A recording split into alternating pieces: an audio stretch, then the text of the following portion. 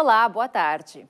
Santas Casas e hospitais filantrópicos do Rio Grande do Sul fazem dia de protesto. A manifestação é contra a falta de repasses de recursos devidos pelo governo do estado. Em 197 municípios gaúchos, o atendimento é parcial para pacientes do SUS.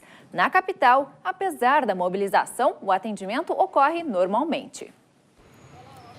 Na sinaleira em frente à Santa Casa, a faixa marca o dia D pela saúde pública. Na capital, os atendimentos pelo SUS foram mantidos. A decisão foi baseada no volume de consultas e cirurgias agendadas, diferente de outras cidades onde os atendimentos puderam ser remarcados nesse dia de mobilização.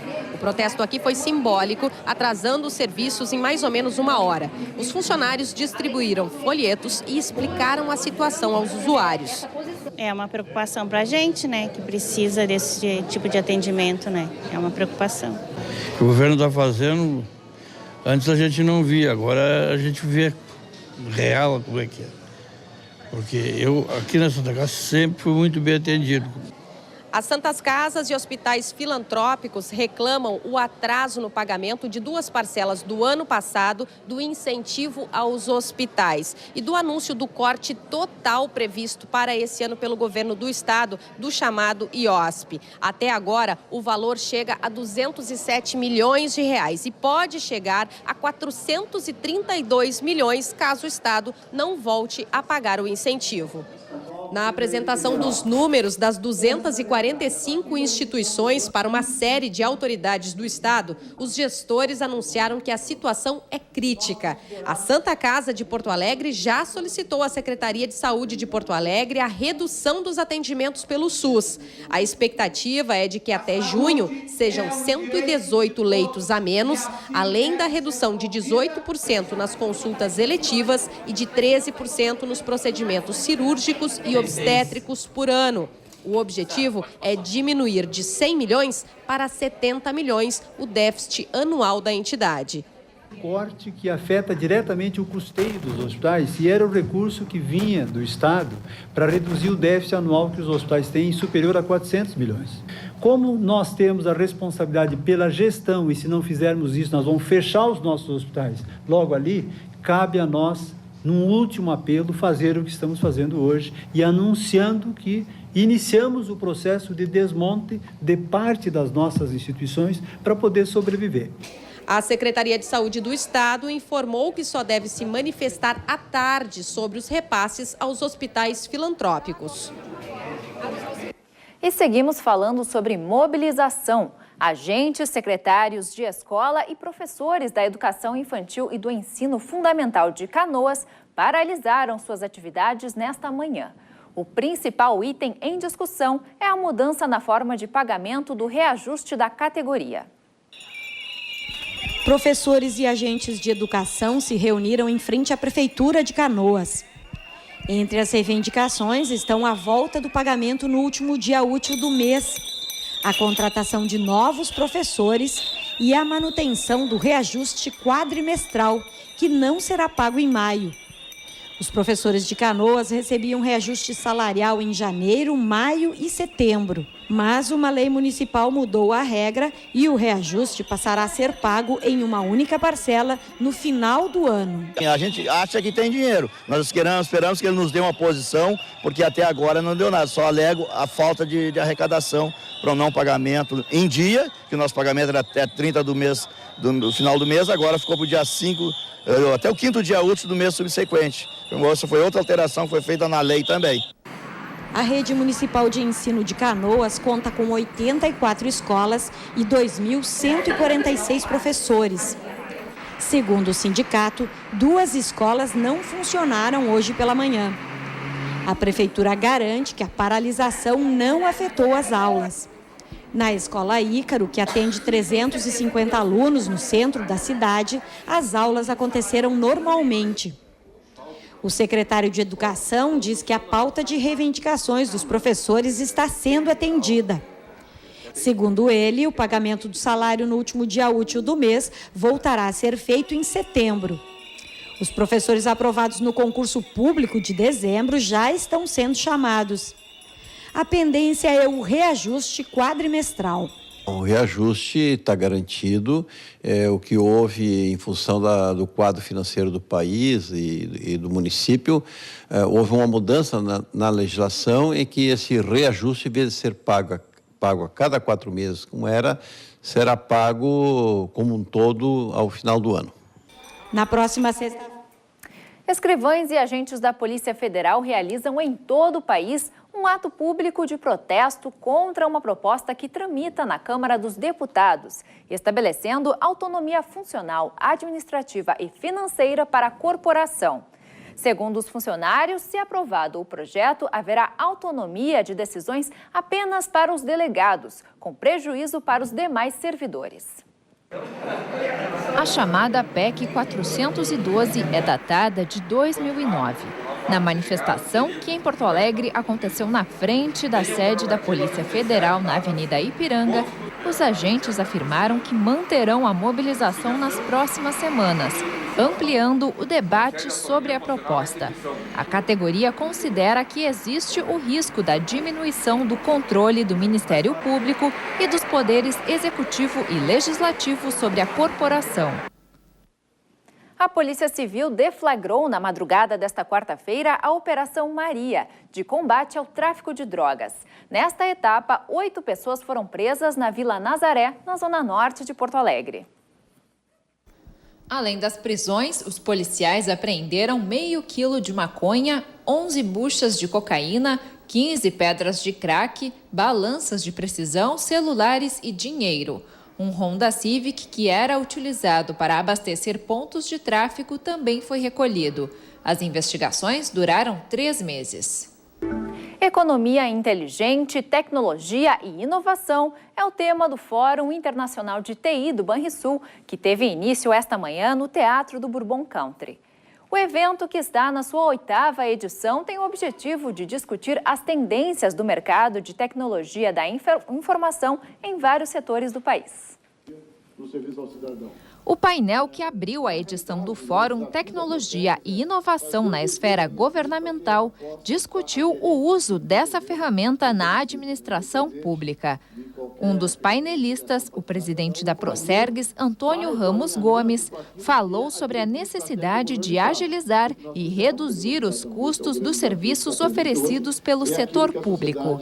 A nota fiscal eletrônica e o sistema de compras, que apresenta recursos como a comparação de preços, são exemplos de novas tecnologias que estão dando certo. Confirmada a 2ª morte por dengue no estado. A vítima é de Panambi, na região noroeste. A Secretaria da Saúde já registra 684 casos. No mesmo período do ano passado, eram 65. Estamos aqui. Técnicos da Vigilância em Saúde continuam aplicando inseticida para combater o mosquito Aedes aegypti, transmissor da dengue. Segundo o boletim divulgado ontem, dos casos confirmados, 577 são autóctones, ou seja, contraídos dentro do estado. 107 são de pessoas que foram picadas em outros estados brasileiros. A região noroeste do Rio Grande do Sul é a que mais tem registros de infestação e a primeira morte por dengue também foi na região. A luta contra o alcoolismo vencida através do apoio mútuo e da solidariedade. No Brasil, desde a primeira metade do século passado, os grupos de alcoólicos anônimos unem jovens e idosos, contribuindo para a superação do vício. O letreiro luminoso instalado na sala do Grupo de Alcoólicos Anônimos, sede Cidade Baixa, em Porto Alegre, mostra o lema das reuniões. Os encontros acontecem 3 vezes por semana na Igreja Sagrada Família, mas não tem vínculo com a instituição religiosa. Os depoimentos são o ponto alto dos encontros. Não tinha papai, não tinha mamãe, não tinha irmãos, não tinha casa, não tinha nada. O álcool me destruiu.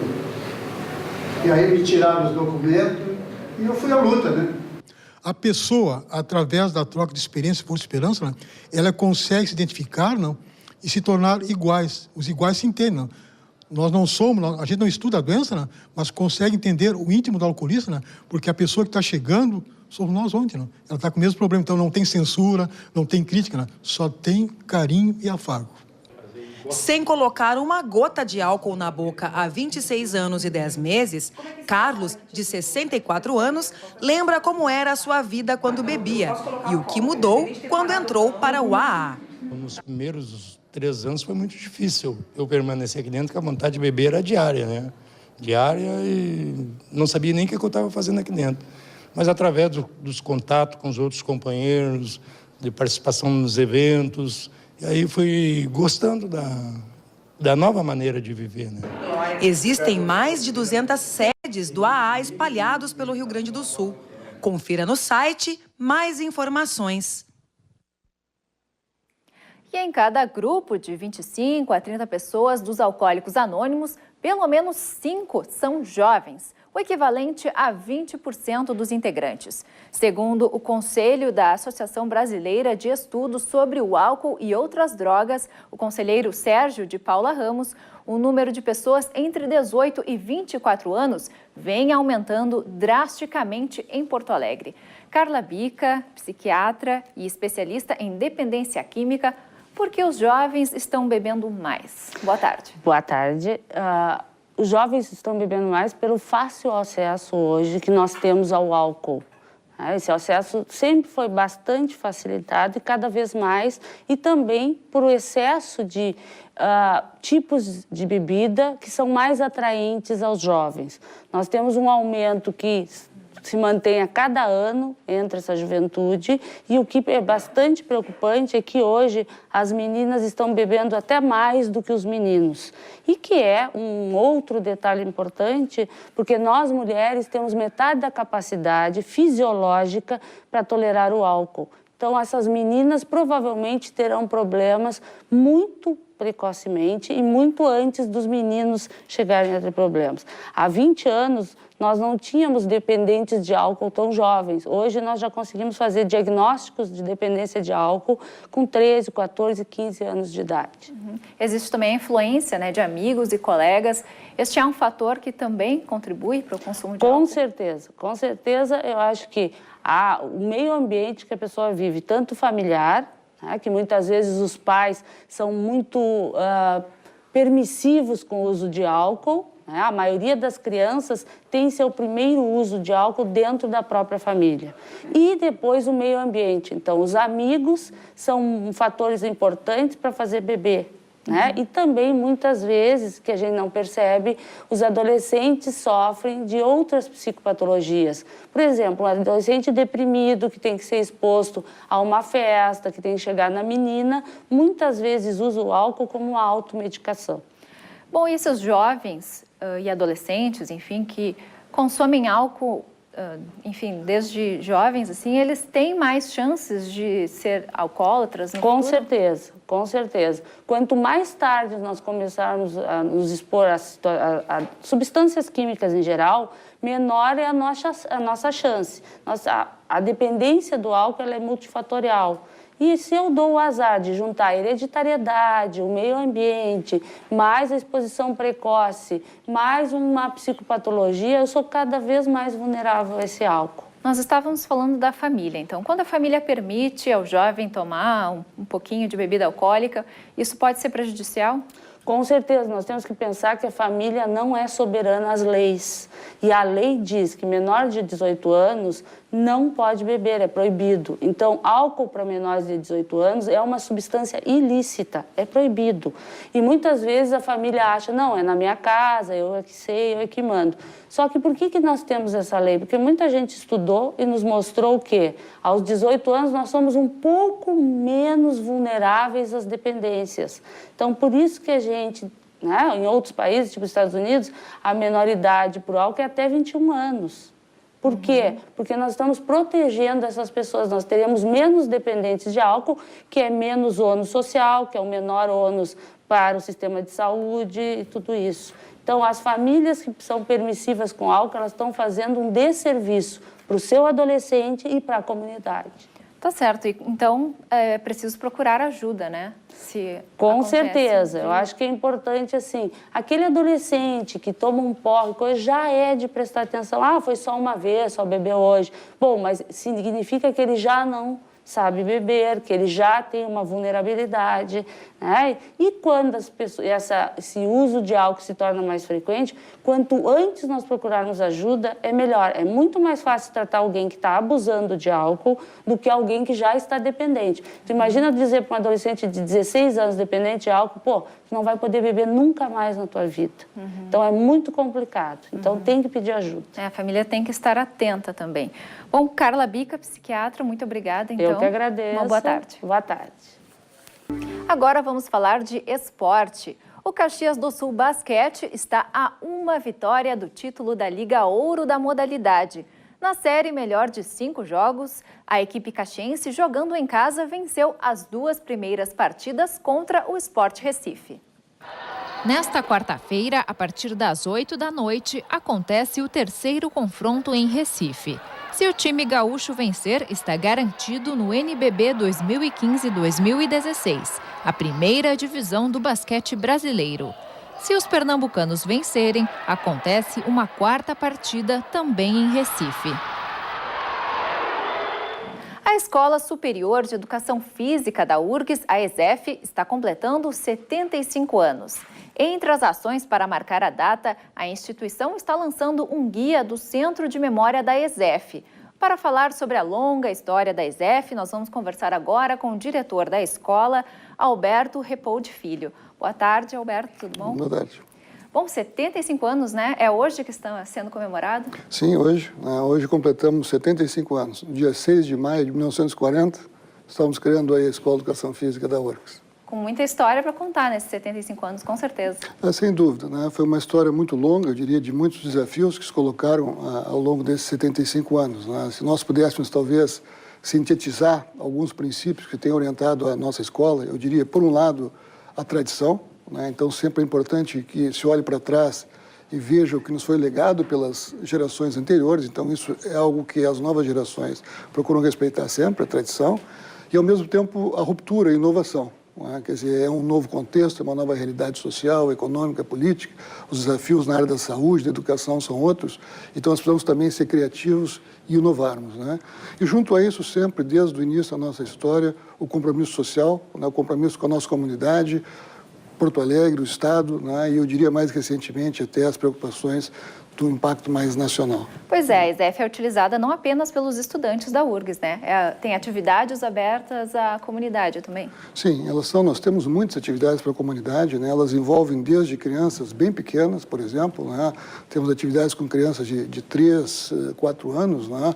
Até a terceira idade, como nós chamamos, o nosso centro de lazer de recreação do idoso, que atendem senhoras e senhores com idades bastante avançadas. E nas mais diversas atividades, então, isso envolve desde projetos esportivos, né, como o judô, a ginástica, o karatê, a natação, né, a projetos de musculação, de natação, né, de caminhada orientada. Então, são inúmeras atividades e nós atendemos semanalmente mais de 1.500 pessoas no nosso campus da comunidade, né? E, além disso, o campus é aberto, né? Então essas são atividades mais orientadas, mas o nosso campus também fica aberto para que a comunidade do entorno, né, do Jardim Botânico possa também fazer as suas atividades livremente. Bom, e este guia, ele registra as principais atividades desenvolvidas pela ESEF? Sim, e eu diria não só da ESEF, inclusive o nosso Centro de Memória do Esporte, como nós chamamos, ele foi criado para registrar, né, num primeiro momento, a nossa história. Mas, gradativamente, ele se ampliou, ele teve muito êxito nesse sentido. Nós começamos a receber muitas doações de vídeos, fotografias, documentos, equipamentos, inclusive esportivos e etc. Isso foi expandido depois para a história, não só da educação física e do esporte, mas também da dança, da recreação e do lazer, na cidade de Porto Alegre, no nosso estado e hoje, inclusive, do Brasil. Nós temos um acervo muito rico nesse sentido, que registra, eu diria hoje, a nossa história de uma maneira bastante detalhada. Tá certo, então. Muito obrigada, Alberto Repoldi Filho, diretor da ESEF. Muito obrigada pela presença aqui no Jornal da TV. Muito obrigado também pela atenção. Domingo é Dia das Mães. E a TV Fevale de Novo Hamburgo traz uma reportagem sobre a adoção como alternativa para mulheres que têm o sonho da maternidade. Casados há 8 anos, ter um filho era o sonho de Rosane e Marcelo. Por não poder ter filhos biológicos, decidiram entrar para o cadastro de adoção, onde esperaram em uma fila durante 5 anos. Os pedidos do casal eram repletos de esperança. Onde é que ela tivesse, independente de cor, raça, sexo, a gente amava ela, sempre mandava vibrações de amor para ela. E assim como os nossos familiares, nossos amigos faziam a mesma coisa. Em novembro do ano passado, a pequena Poliana, de apenas 2 anos e meio, entrou para a família. E podemos dizer que o amor e cumplicidade entre mãe e filha foi à primeira vista. Fazia tanto tempo que a gente estava esperando, né? Foi bem emocionante, assim, sabe? Este ano, Rosane vai comemorar pela primeira vez o Dia das Mães. A vida, nestes 6 meses ao lado de Poliana, sofreu muitas mudanças. Nunca pensei, até meio que estava... Nem sei, será que eu vou ser mãe? Um dia eu sempre rezava para Deus, dizia, meu Deus, eu não quero passar por esse mundo sem ser mãe, né? E depois que ela veio, nossa, tudo mudou, né? Se criar um filho já requer tamanha responsabilidade, imagine educar 9 de uma única vez. Essa é a história da Nair, que há 15 anos adotou a maternidade como seu estilo de vida e dedica seu tempo aos seus filhos do coração. E eu tô dia a dia, assim, vivendo com eles, como mãe, como família, educando, ensinando. Eles me ensinam muito também. Eles me ajudam nas tarefas. Ela é mãe social em um lar que ampara crianças e adolescentes. Por conta das diferentes histórias destes meninos, enfrenta alguns desafios no seu cotidiano. Cada um é de um jeito, cada um tu tem que ter uma estratégia de saber como lidar com eles, porque não adianta tu querer na força ou no grito, não adianta nada. Outras crianças também já passaram pela casa de Nair e hoje estão construindo suas próprias famílias. Eu criei 10 que já são adultos já, hoje. Eu tenho, acho que 10 netos do coração, né, e 2 biológicos. E para mim, são como se fossem meus filhos. Assim como Nair, que adotou 9 crianças como seus filhos do coração, Rosane, que conhecemos no começo desta reportagem, tem um único sentimento. E o que a Poliana significa para ti? Tudo. Ela é meu sol. Que bacana, né? A seguir, você fica com o programa Estação Cultura. Nós voltamos amanhã, ao 12h30. Uma boa tarde para você.